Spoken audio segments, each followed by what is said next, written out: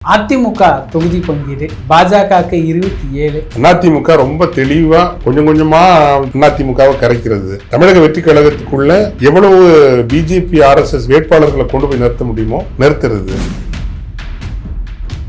காங்கிரஸ் விட ஒரு தொகுதி குறைவா கொடுத்துட்டாங்க. எடப்பாடி அமித்ஷாவை அன்புமணி எல்லாத்தையுமே கைக்குள்ளர கொண்டு வந்துட்டாரு அப்படிங்கிற மாதிரியான ஒரு பின்பத்தை கட்டமைக்கிறாங்க. தோத்து போற தேர்தலில் எதுவும்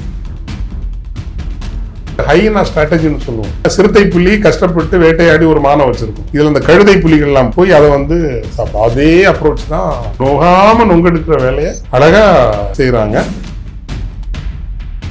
27 கொடுத்தா என்ன, 18 பாமகவுக்குன்னா என்ன, 11 அமமுகவுக்கா என்ன, எல்லாமே புதுடில்லி சர்வாதிகாரத்தினுடைய ஒரு பொம்மலாட்டங்களாக தான் பார்க்க முடியும். விஜய் ரொம்ப ஏர்லியா பீக் ஆயிட்டாரு அப்படிங்கறத நம்ம நிறைய விவாதிச்சிருக்கிறோம். அவங்களுமே புதுச்சேரியில 30 கேண்டிடேட் பக்கம் போட்டாங்க. 234 கேண்டிடேட் போடுறதுக்கான வாய்ப்பு இருக்குதானே. ஒரு ஆர்கனைசேஷனல் டீம் இருந்து கொள்கை தெளிவுடன் வேலை செய்தாங்கன்னா அதை கட்டி எழுப்ப முடியும். பட் அப்படியெல்லாம் எந்த கொள்கை தெளிவுள்ள ஒரு அணி இருக்கிற மாதிரி எல்லாம் தெரியல நமக்கு. திமுக கூட்டணியுடைய தொகுதி பங்கீடு இத்தனை கட்சிகளை இணைக்கிறது ஒரு அச்சம் அப்படின்னு ஒரு பார்வை முன்வைக்கிறாங்க. இல்ல ஒரு அவசரப்பட்ட முடிவு, ஒரு ராஜதந்திரம், எதை எடுத்துக்கலாம்? ராஜதந்திரம் அது ஒரு நெகிழ்வு தான். இத்தனை பேரை கூட்டி சேர்த்து இழுக்கிறதே பெரிய ஒரு கலை தான்.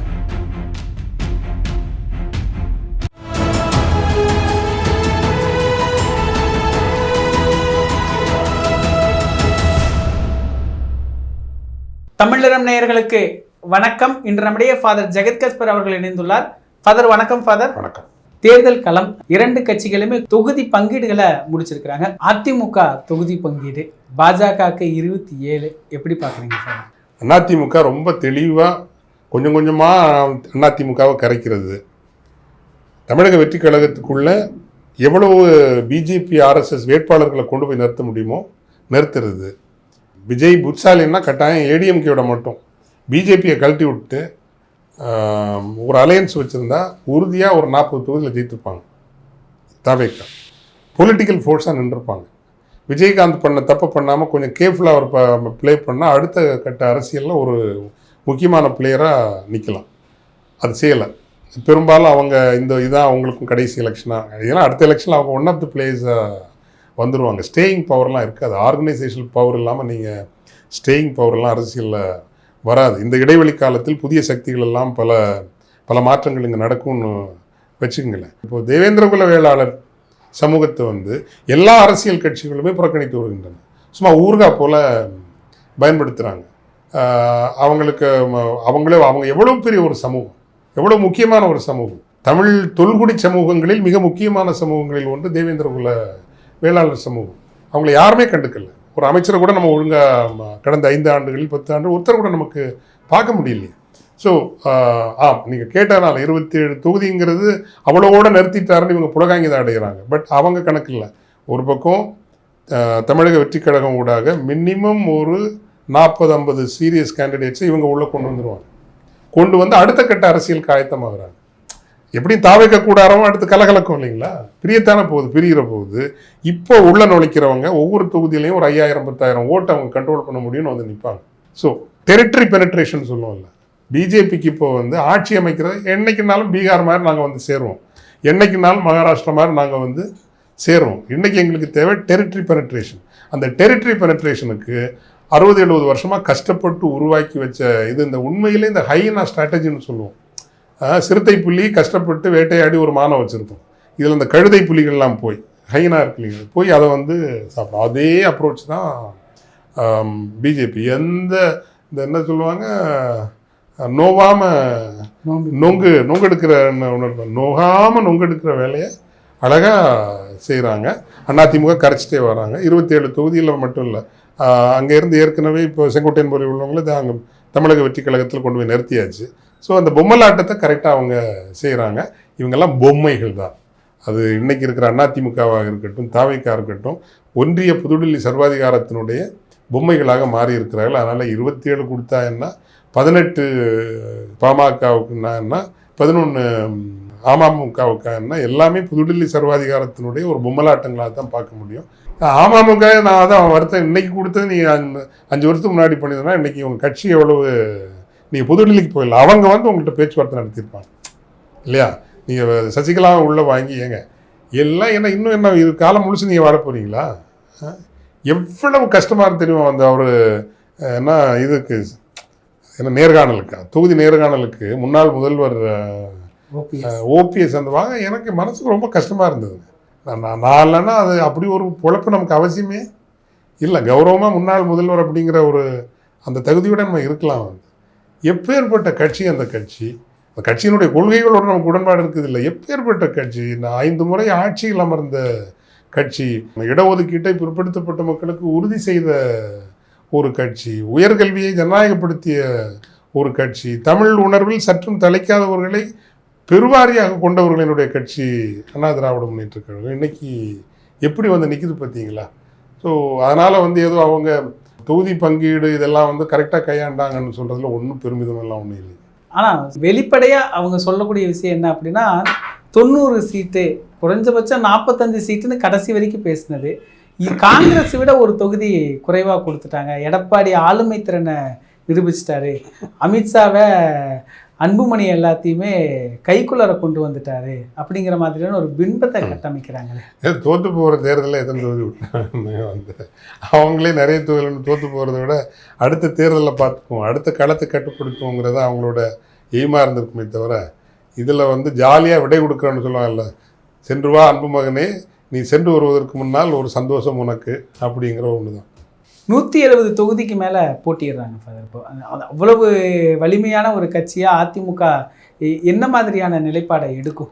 கட்டாயம் அது இன்னைக்கு களத்தில் வலிமையான கட்சி தான். கட்டமைப்பு இப்போ தேர்தலை வெல்லுகிற அளவுக்கான அரசியல் கூட்டணியினையும் சமூக கூட்டணியினையும் அது உருவாக்கவில்லையே தவிர தேர்தல் களத்தில் அது இன்னும் ஒரு கட்டுமானங்கள் கொண்ட கட்சி தான். என்ன தென் தமிழகத்தில் முக்குலத்து சமூக மக்களினுடைய நம்பிக்கை அதை இழந்து விட்டிருக்கிற காரணத்தினால் அது மிகவும் பலவீனமாக இருக்கிறது.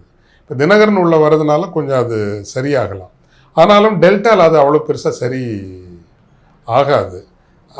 அதனால் அந்த அந்த குறைதான் அந்த கட்சிக்கு இருக்குதே தவிர அது இன்னும் வலுவான கட்டமைப்பை கொண்ட ஒரு கட்சி தான். 170 அல்ல 234 தொகுதிகளிலும் போட்டியிடுகிற அளவுக்கு கட்டுமானங்களை கொண்ட ஒரு கட்சி தான் அண்ணா திராவிட முன்னேற்ற கழகம். அதை நீங்கள் குறைத்து மதிப்பிடாது. சசிகலா ராமதாஸ் அவர்களுடைய கூட்டணி கிட்டத்தட்ட அதிமுகவை பலவீனப்படுத்துறது தான் நோக்கமா?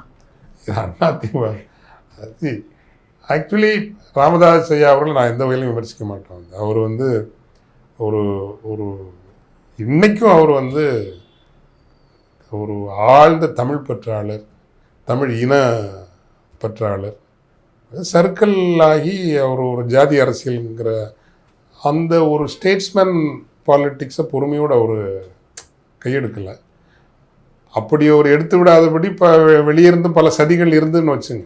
அவரை தனிமைப்படுத்துறது, வட தமிழகத்தில் பறையர் சமூக வன்னியர் சமூக அந்த பிளவை கூர்மைப்படுத்துவது, இப்படி பல செயற்பாடுகள் எதிரிகளால் செய்யப்பட்டாலும் அவர் அதுக்குள்ளே போயிருக்கக்கூடாது. ஆனாலும் நான் அவரை பற்றி ஒரு வார்த்தை தப்பாக சொல்ல முடியாது. ஏன்னா அவ்வளவு தமிழ் பற்றாளர், தமிழ் இன உணர்வாளர், போர்க்குணம் கொண்ட ஒரு சமூகத்தினுடைய ஒரு முகம்.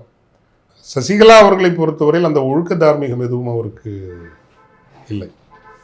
ஆனால் அவர் ஒரு போர்க்குணம் கொண்ட இன்னொரு முக்கியமான சமூகத்தினுடைய ஒரு அதிகார ஒரு ஆளுமையாகவும் அடையாளமாகவும் நின்றார்.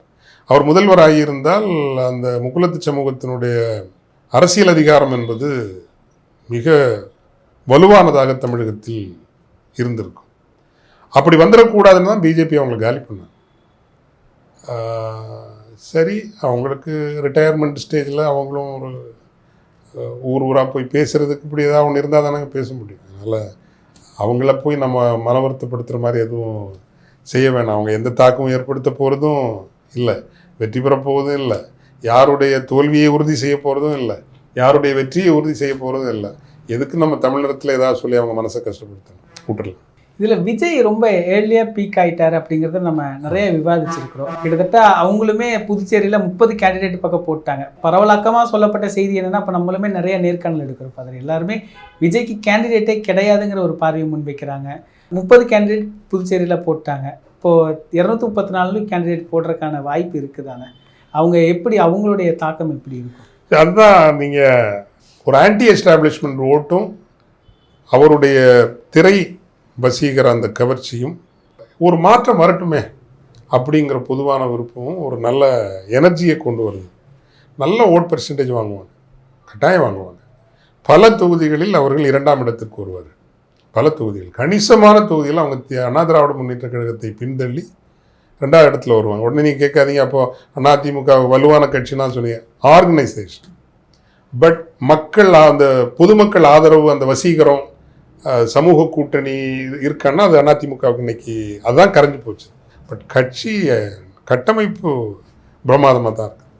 ஸோ அந்த கட்சி கட்டமைப்பு இல்லை என்றாலும் இந்த பொது ஆதரவுன்னு ஒன்று இருக்கு இல்லைங்களா, அந்த ஆதரவு விஜய்க்கு இருக்குது. நிறைய தொகுதிகளில் வருவாங்க. யாருக்கு தெரியும், ஒருவேளை அடுத்து தேர்தல் முடிந்த பிறகு மிக மிக திறமையான ஒரு ஆர்கனைசேஷனல் டீம் இருந்து கொள்கை தெளிவுடன் வேலை செய்தாங்கன்னா அதை கட்டி எழுப்ப முடியும். பட் அப்படியெல்லாம் எந்த கொள்கை தெளிவுள்ள ஒரு அணி இருக்கிற மாதிரிலாம் தெரியல நமக்கு. அந்த வேலை செய்கிற ஆள் இருக்காங்களான்னு நமக்கு எனக்கு படலை. அதனால் பெரிய நம்பிக்கையாக சொல்ல முடியாது. இந்த தேர்தலில் நல்லா ஓட்டுவாங்க, கட்டாயம் வாங்க. திமுக கூட்டணியுடைய தொகுதி பங்கீடு எப்படி பார்க்குறீங்க ஃபாதர்? கூட்டணியை ஒன்றாக வைத்திருப்பதில் மிக முதிர்ச்சியான, பக்குவமான, வெற்றிகரமான ஒரு அணுகுமுறையை கையாண்டு வெற்றியும் பெற்ற மாண்புமிகு மு.க. ஸ்டாலின் அவர்கள் தொகுதி பங்கீடு விஷயத்தில் திமுக கொஞ்சம் தடுமாறுவது தெரிகிறது. அது திமுகவினுடைய பலவீனம் என்பதை விட இத்துணை கட்சிகளை ஒரு கூட்டணியில் வைத்திருக்கிற போது அந்த சிக்கல் வரத்தான் செய்யும். அதிலும் கட்சிகள் தத்தமது சின்னங்களில் நிற்க வேண்டும் என்று ஒரு வைராக்கியம் காட்டுகிற போது கடைசியில் எத்தனை தொகுதிகள் நீங்கள் வென்றாலும் அரசு அமைக்கின்ற அளவுக்கு தொகுதிகளை வெல்லவில்லை என்றால் எல்லாமே வீண்தானே இல்லையா? ஸோ அந்த ஒரு கவலை. உதாரணமாக கடந்த முறை விடுதலை சிறுத்தைகள் கட்சி சார்பில் போட்டியிட்ட என் நண்பருக்குரிய சகோதரர் வன்னியரசு அவர்கள் உதயசூரியன் சின்னத்தில் போட்டிட்டு இருப்பார்னா கட்டாயம் வெற்றி பெற்றிருப்பார். அப்போ ஆனால் அவங்களுக்கு தேர்தல் ஆணையத்திற்கு முன்பு ஒரு தனி கட்சியாக நிற்பதற்கு தத்தமது சின்னங்களில் வாக்களிப்பதும் நிற்பதும் போட்டியிடுவதும் முக்கியமானதாக மாறுகிறது. ஸோ இந்த முறை நீங்கள் புதிதாக மக்கள் நீதி மையம் வந்திருக்குது, புதிதாக தேமுதிக வந்திருக்குது. தாங்கள் கட்டாயம் ஒரு 160 170 தொகுதிகளில் போட்டியிட வேண்டும் என்கின்ற அந்த, இல்லை என்றால் இப்போதே கூட்டணி அரசு பற்றி பேசுகிறார்கள், தேர்தலுக்கு பிறகு கொஞ்சம் அதிகமாகவே பேசுவார்கள், ஒருவேளை நெருக்கடியை கூட கொடுப்பார்கள் என்கின்ற அந்த ஒரு இயல்புக்கு மாறான ஒரு கவனம். இப்போ காங்கிரஸ் தேர்தல் அந்த கூட்டணி அமைச்சரவைங்கிற ஒரு பிரச்சனையை அப்போ தேர்தலுக்கு பொறுத்திருந்து பண்ணியிருந்திருக்கலாம், தேர்தலுக்கு பிறகு அதை செய்திருக்கலாம். இதெல்லாம் திமுகவுக்கு ஒரு கடுமையான நெருக்கடியை கொடுத்துருக்குது. அதில் நிறைய பேருக்கு மன வருத்தம் இருப்பதையும் பார்க்க முடிகிறது. எந்த கட்சியும் மகிழ்ச்சியோடு அந்த தொகுதிகளை பெற்றுக்கொண்டது போல தெரியவில்லை. எனக்கு ஒரே ஒரு கருத்து தான் உண்டு. யார் உங்களோடு ஒரு அவ்வளவு விசுவாசமாக உங்களுக்காக நின்றிருக்கிறார்களோ, இப்போது இந்திய கம்யூனிஸ்ட் கட்சியும் மார்க்சிஸ்ட் கம்யூனிஸ்ட் கட்சியும் இந்த கூட்டணியில் தொடர்கின்றன என்றால் வெறும் 5-6 தொகுதிகளை வெல்வதற்காக அல்ல. அவர்கள் பகை வெறுப்பு வளர்க்கும் மதவாத சக்திகள், சாதிய சக்திகள் இந்த நிலத்தில் வென்றுவிடக்கூடாது என்கின்ற கொள்கை நிலைப்பாட்டினுடைய அடிப்படையில் தான் இந்த கூடாரத்திற்குள் அவர்கள் இருக்கிறார்கள். அதே போலத்தான் விடுதலை சிறுத்தைகள் கட்சியும். அவர்கள் இந்த கூடாரத்தில் இருப்பது காரணம் ஏதோ 6-7 தொகுதிகளை வெல்ல வேண்டும் என்பதற்காக அல்ல. அவர்கள் தங்கள் சமூகத்திற்கு ஒரு அரசியல் பாதுகாப்பு வேண்டும். அதே போல் இந்த நிலப்பரப்பு நான் சொன்னதைப் போல சாதி வெறி மதவெறி சக்திகள் வென்றுவிடக்கூடாது என்கின்ற அந்த கவனம், அந்த உறுதிப்பாடு அவர்களுக்கு அதிகமாக மதிப்பு தர வேண்டும் என்பது எனது கருத்து. அப்படி செய்தால்தான் நீண்ட காலம் உங்களினுடைய அரசியல் மதிப்பும் அரசியல் தலைமைத்துவ தார்மீகமும் அரசியல் நம்பகத்தன்மையும் அதிகரிக்கும். இதில் கம்யூனிஸ்ட் கட்சிகளையும் சரி விடுதலை சிறுத்தைகள் கட்சியும் சரி ரொம்ப மோசமான நிலையில் அணுகுமுறை செய்துட்டாங்கன்னு ஒரு பார்வை முன்வைக்கப்படுது. மோசமான நான் சொல்ல மாட்டேன். திமுக தன் ஆன்மாவை இழந்து விட்டது. அது ஒன்றும் ஒரு அறம் சார்ந்து மதிக்கப்பட வேண்டிய கட்சி அல்ல என்கின்ற ஒரு புரிதல் தான் அரசியல் தெரிந்தவர்களுக்கும் தமிழ் அரசியலை உண்மையிலேயே நேசிப்பவர்களுக்கும் அப்படி ஒரு புரிதல் தான் வரும். அப்படிதான் திமுக பார்க்கப்படும். அந்த கட்சியை அறிவும் தார்மீகமும் கொண்டவர்கள் மதிப்பது ரொம்ப கடினமாக இருக்கும். இதுல தேமுதிக உள்ள கொண்டு வந்தது ஒரு தவறான முடிவுங்கிற மாதிரி இப்போ இந்த தொகுதி பங்கீடு சமயத்துல பேசுறாங்க ஃபாதர். அது உண்மைதானா? தவறான முடிவு அப்படின்னு சொல்றதை விட அவங்க பொதுவாகவே நீங்கள் ஒரு தேர்தல் காலம் இந்த ஆண்டு வருகிறது, வருகின்ற ஆண்டு தேர்தல் ஆண்டு என்றாலே அதற்கான முன்னேற்பாடுகள் செய்ய தொடங்குவார்கள். முன்னேற்பாடு செய்ய தொடங்குகிற போது லீவ் நோ சான்சஸ். அப்போ தான் அங்கே தான் எடப்பாடி அவர்கள் தன்னுடைய தலைமைத்துவத்தில் எங்கே தோற்று போகிறாருன்னா, இப்போது தினகரன் அவர்களுக்கு இப்பொழுது 11 தொகுதி கொடுத்துருக்கார். இதில் இன்னொரு 4 தொகுதி போட்டு அவர் கடந்த தேர்தலில் கொடுத்துருப்பார். ஆனால் அவர் தான் இன்றைக்கும் சிஎம், சந்தேகம் இல்லாமல் அவர் தான் சிஎம். அப்போது உரிய நேரத்தில் உரிய சில நகர்வுகளை நீங்கள் எடுக்க தவறுகிற போது இன்றைக்கி ஏறக்குறைய நீங்கள் பாதி அழிஞ்சிட்டீங்க. அந்த அழிவிலிருந்து நீங்கள் மீண்டு வர முடியுமாங்கிறது தெரியல. இந்த தேர்தலை வென்றால் மட்டும்தான் ஒருவேளை நீங்கள் மீண்டு வர முடியும். அதற்கான சாத்தியப்பாடுகள் மிக குறைவாக இருக்கிறது. ஆனால் அந்த வகையில் தேர்தலுக்கு இந்த ஏப்ரல் வருதுன்னா கடந்த 12 மாதங்களாகவே தேர்தலுக்கான முன்னேற்பாடுகளை திராவிட முன்னேற்றக் கழகம் சரியாக செய்து வந்திருக்கிறது. அதில் எந்த ஒரு தோற்றுப்போவதற்கான வாய்ப்புகளை மட்டும் சுருக்குவது அப்படிங்கிறப்போ ஒரு சில தொகுதிகளில் தேமுதிக ஒரு 10,000 வாக்குகள் வரை கொண்டு வர முடியும். நிறைய தொகுதி இல்லை, ஒரு 15-20 தொகுதி அவ்வளோதான். அதுக்கு மேலாம் அதனால் கொண்டு வர முடியாது தனித்து நின்றார். சில தொகுதிகளில் ஒரு 5,000 ஓட்டு அது கொண்டு வர முடியும். பல தொகுதிகளில் 2,000 ஓட்டு தன்னுடைய வாக்காக அது கொண்டு வர முடியும். ஒரு கடுமையான போட்டிச் சூழலில் இந்த 2,000 இந்த 5,000 10,000 வெற்றி தோல்வியை முடிவு செய்யும். இந்த அடிப்படையில் தான் அவங்க தேமுதிகவை உள்ள கொண்டு வந்திருப்பாங்க. ஆனால் அது சரியான முடிவா தவறான முடிவா என்றால் எப்படியாவது வெற்றி பெற்று விட வேண்டும் என்று கணக்கு செய்கிற ஒரு தலைமை கட்சி அல்லது பெரிய கட்சி அப்படித்தான் செய்யும். அதனால் அது தவறான ஒரு முடிவெடுத்து விட்டதுன்னு சொல்ல முடியாது.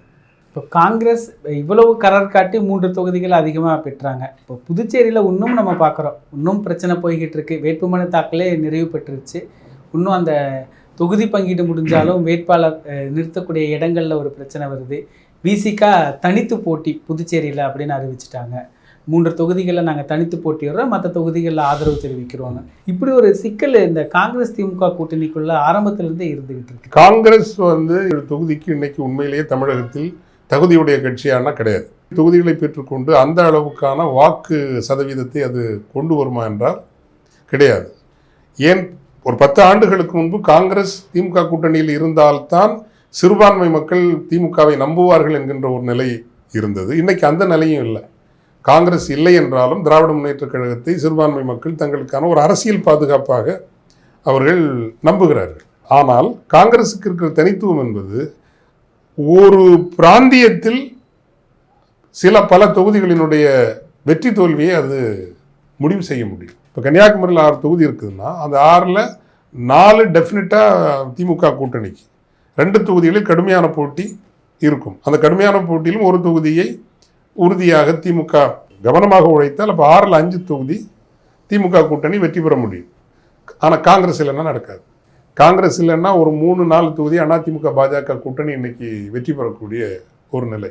இதே நிலை தான் திருநெல்வேலி, தூத்துக்குடி, விருதுநகர், சிவகாசி, தென்காசி. அப்போது இந்த ஒரு நிலப்பரப்பில் இன்னும் கொஞ்சம் மேற்கு மண்டலம், கொஞ்சம் காவேரி டெல்டா. பட் இந்த தென் தமிழகத்தில் ஒரு கணிசமான வெற்றியை பெற வேண்டுமென்றால் காங்கிரஸ் இல்லாமல் அந்த வெற்றியை சாதிப்பது கடினம். அப்போ அது என்னென்னா பெருமளவில் ஒருவேளை பாதிப்பு திமுக. அதனால் அந்த இதை லெவரேஜ் பண்ணுறேன்னு சொல்லுவோம் இல்லைங்களா. இந்த நிலப்பரப்பில் நாங்கள் இல்லாமல் நீங்கள் தேர்தலை வெல்வது எளிதல்ல.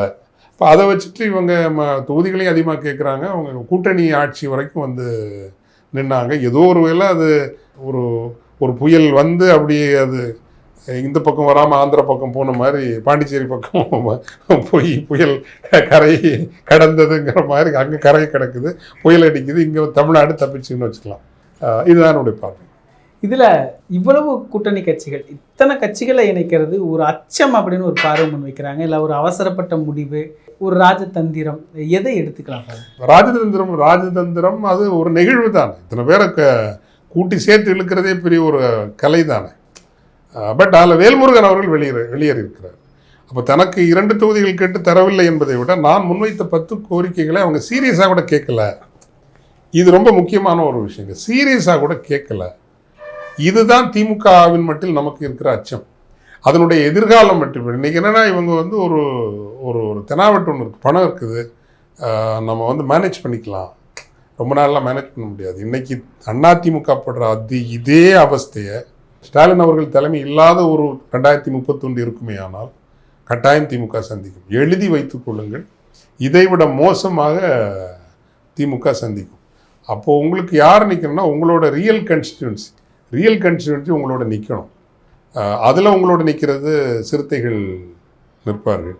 சிறுபான்மையினர் உங்களோடு நிற்கணும்னா இதுக்கு மேலே நீங்கள் சிறுபான்மை வாக்குகளை டேக்கன் ஃபார் கிராண்டடாக எடுக்க முடியாது, அது நடக்காது. ஆல்ரெடி உள்ளுக்குள்ளே ஒரு சலிப்பு சோர்வு ரொம்ப வர ஆரம்பிச்சிருச்சு. ஏங்க கடந்த 5 ஆண்டுகளில் அதிமுக ஆட்சிகளோடு நடக்கல. சிறுபான்மை கிறிஸ்தவ நிறுவனங்கள் மட்டுமே 10,000க்கு மேலான போஸ்ட்டை சரண்டர் பண்ணியிருக்கு பள்ளிக்கல்வித்துறை. 10,000க்கு மேலே போஸ்ட்.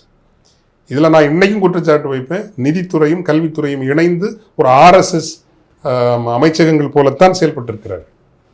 இதில் மாற்று கருத்தே கிடையாது. இதெல்லாம் சாதாரண விஷயமே இல்லை. ஆனால் பப்ளிக் டொமைனில் யாரும் கிறிஸ்டியன் லீடர்ஷிப் பேசலை. நான் பேசுகிறேன். எனக்கு ஏன்னா இதை வந்து எலெக்ஷனுக்கு பிறகு இன்னும் வலுவாக நாங்கள் பேசுவோம். பேசாமல் இருக்க முடியாது. ஏன்னா இந்த சரண்டரான போஸ்ட் எல்லாமே தமிழ் வழி போஸ்ட். அப்போது ஏற்கனவே தமிழ் செத்தாச்சு, கல்வியிலிருந்து தமிழ் சாகடிச்சாச்சு. டெல்லிக்காரனோட அதே பேட்டர்ன் தான் இங்கே எல்லாம் CBSE கண்ட்ரோலுக்குள்ளே தான், சென்ட்ரல் இதுக்குள்ளே தான் வந்தாச்சுன்னு வச்சுங்க. கொஞ்சமாவது இந்த தமிழை வாழ வைக்கிறது இந்த தமிழ் வழி பள்ளிகள், அரசு உதவி பெறும் பள்ளிகள். அப்போ எந்த அளவுக்கு விழுந்தடிச்சு போய் நீங்கள் ஆதரித்து இதை இன்னும் நீங்கள் நல்லா செய்யுங்க, அரசு பள்ளிகளுக்கு கட்டுமானங்கள் கொடுக்குற மாதிரி. ஏன்னா நான் சொல்கிறது கிறிஸ்தவ நிறுவனங்கள், கல்வி நிறுவனங்கள் அது லெகசி நிறுவனங்கள். அரசு கல்வி கொடுப்பதற்கு முன் வருவதற்கும் பல ஆண்டுகளில் ஏறக்குறைய 100 ஆண்டுகளுக்கு முன்னரேயே கல்வியை எளிய மக்களுக்கு கொண்டு சேர்த்த ஒரு லெகசி இருக்குது. அரசை விட தார்மீகம் கிறிஸ்தவ அமைப்புகளுக்கு இருக்கிறது. இதை நீங்கள் யாரோட நான் ஆர்கியூ பண்ணுறதுக்கு தயாராக இருக்கிறேன். அப்போ அந்த நிறுவனங்களை பாதுகாப்பதில் நீங்கள் எவ்வளவு கவனம் எடுத்திருக்க வேண்டும். தேர்தலுக்கு முன்னாடி கூட்டச்சு ஏதோ பேசுகிற மாதிரி நீங்கள் ட்ராமா போட்டீங்க, ஆனால் நீங்கள் ஒன்றும் பண்ணலை. அதனால தான் மீண்டும் சொல்கிறேன், நிதித்துறையும் பள்ளிக்கல்வித்துறையும் RSS அமைச்சகங்கள் போலத்தான் செயல்பட்டன. 10,000 இன்னைக்கு அது பதில் சொல்லட்டும், யாராவது சொல்ல மாட்டாங்க. ஸோ இதே போல் தொடர்ந்தது என்றால் இந்த சமூக கூட்டணி சொல்கிறேன்ல விலகி போயிடுவாங்க. அதனால் கொள்கை அளவிலும் சமூக அளவிலும் உங்களோடு இருக்கிறவர்களை இப்போ முடிஞ்சு பார்ப்போமே, இது எலெக்ஷன் முடிஞ்சு இவர்கள் வெற்றி பெறுகிற பட்சத்தில் எப்படிப்பட்ட அமைச்சரகங்களில் இந்த சமூகங்களை சார்ந்தவர்களை அமர்த்துகிறார்கள். இப்போ CMோட ஈக்குவலாக பேச முடியும்னு ஒரு அமைச்சர் இஸ்லாமிய சமூகத்தில் யாராக இருக்காங்களா? இல்லைல்ல. CMக்கு ஈக்குவலாக போய் நான் பேசுவேன், ஃபோன் பண்ணி எப்போ வேணாலும் CMை டிஸ்டர்ப் பண்ணலாம் அப்படின்னு ஒரு கிறிஸ்தவ ஒரு அமைச்சர் யாராக இருக்காங்களா? அந்த இடத்துக்கு நம்ம யாராவது உருவாக்கியிருக்கீங்களா? பண்ணலைல்ல. அப்போ எப்படி நீங்கள் கிறிஸ்டியன் முஸ்லீம் ஓட்ஸ் மட்டுமே 20% வந்துடுது, ஏறக்குறைய 20% ஓட்டு உங்களுக்கு கிடைக்குது. தலித் சமூகங்களை சேர்ந்தாச்சுன்னா அது வந்து ஒரு 35% ஓட்டாக மாறுது. அப்போ இவ்வளவு முக்கியமான ஒரு சமூக தொகுப்பை நீங்கள் எப்படி நடத்தப் போகிறீர்கள்னா அடுத்த கட்டத்தில் வந்து பெரிய தமிழக அரசியல் பல மாற்றங்களை காணும் என்கின்ற போது நீங்கள் கொள்கை சார்ந்து உங்களோடு நடக்கிற இடதுசாரிகள், விடுதலை சிறுத்தைகள் போன்ற கட்சிகள், ஏன் கொங்கு மக்கள் முன்னேற்றம், அது ஜாதி கட்சி அல்ல. நீங்கள் ஈஸ்வரன் சாட்டில் பேசுங்க, அவ்வளோ முற்போக்கான தமிழ் சிந்தனை அவர்களிடம் இருக்கிறது. ஸோ இதையெல்லாம் கவனத்தில் கொண்டு திமுக செயல்பட வேண்டும். சமீபத்திய ஒரு கருத்து கணிப்பு, அது 2 விதமான கருத்து கணிப்பு. ஒரு கருத்து கணிப்பு 2 பெரிய கட்சிகளுக்குமே நெக் டு நெக் 120-120ங்கிற மாதிரியான ஒரு கருத்து கணிப்பு. திமுக வந்து ஒரு ஸ்வைப் எடுத்துரும், கண்டிப்பாக 180 தொகுதிக்கு மேலே அப்படிங்க. களம் எப்படி இருக்குது ஃபாதர்? நீங்கள் ஒரு கருத்து கணிப்பாளராக. அதாவது நீங்கள் மீண்டும் நான் தப்பித்துக் கொள்கிறேன் என்று நினைக்காதீர்கள். வாக்காளர்கள் வேட்பாளர்கள் அறிவிக்கப்பட்ட பிறகு இந்த கேள்வியை நீங்கள் கேளுங்கள். இப்பொழுதுதான் நாங்களும் கொஞ்சம் களத்தினுடைய கருத்துக்களை பதிவு செய்ய தொடங்கி இருக்கிறோம். அதே போல் வேட்பாளர்கள் அறிவிக்கப்பட்ட பிறகுதான் உண்மையான கருத்து கணிப்பை நாங்களும் செய்வோம். அப்போ இன்னும் நாங்கள் தெளிவாக சொல்ல முடியும். இப்போ சொல்கிறது வந்து அந்த டிரெக்ஷனல் தான் சொல்ல முடியும். டிரெக்ஷனல் அந்த அந்த அந்த கேமிங்குள்ளே நான் இப்போ போக விரும்பலைன்னு வச்சுங்களேன். பட் as on today தாவேகா தனியாக, நாம் தமிழர் தனியாக, அண்ணா திராவிட முன்னேற்ற கூட்டணி தனியாக, திமுக கூட்டணி இப்படி ஒரு 4 முனை போட்டி அல்லது 5 முனைன்னே வச்சுக்கலாம் நீங்கள். அடுத்து அவங்களை 5 முனை போட்டி என்று வைத்துக்கொண்டால் திராவிட முன்னேற்ற கழகம் தான் ஆட்சிக்கு அமரும் என்கின்ற களம்தான் இன்று இருக்கிறது. நகர்ப்புறங்களில் திமுக பின்னடைவு காணும், ஒருவேளை கடுமையான பின்னடைவு கூட காணக்கூடும். ஆனால் அதனுடைய ட்ரெடிஷ்னல் ஜியாகிரபிஸ் இருக்குது. அங்கெல்லாம் 2 கூட்டணியுமே நல்லா தான் இருக்காங்க. தருமபுரி, கிருஷ்ணகிரி, சேலம் எல்லாம் அதிமுக கூட்டணி நல்லா தான் பெர்ஃபார்ம் பண்ணுவாங்க. பட் மேபி ஏப்ரல் ஒரு 1வது வாரம் ஈஸ்டர் முடிஞ்சவரை நீங்கள் கேட்டிங்கன்னா கரெக்டாக சொல்லுங்கள். நிகழ்கால அரசியல் குறித்து பல தகவல்களை பகிர்ந்து கொண்டதுக்கு நன்றி. நன்றி. இதே போன்று நிகழ்கால அரசியலின் சாரம்சங்களை அரசியல் ஆளுமைகளின் நேர்காணல் வழியே தொடர்ந்து காண தமிழ் நிறம் வலையொலியை சப்ஸ்கிரைப் செய்யுங்கள். தங்களின் மேலான கருத்துக்களை கருத்துளை பெட்டியில் பதிவிடுங்கள். நன்றி, வணக்கம்.